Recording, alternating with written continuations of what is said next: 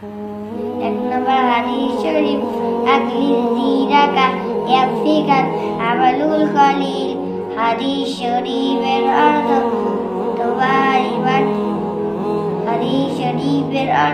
তোমার ইবাদতকে ঘাঁটি করো, অল্প আমলে নাজাতের জন্য যথেষ্ট হইবে।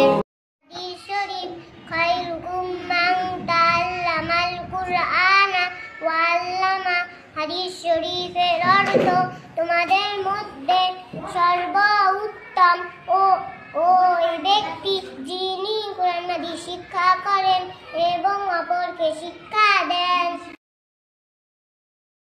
তিন নম্বর হাদিস শরীফ তালাবুল ইলমি ফারিদাতুন আলা কুল্লি মুসলিম।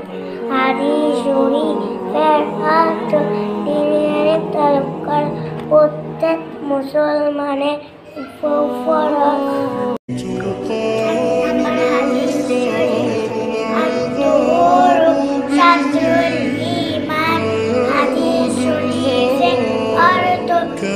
পবিত্রতা ইমানের অঙ্গ।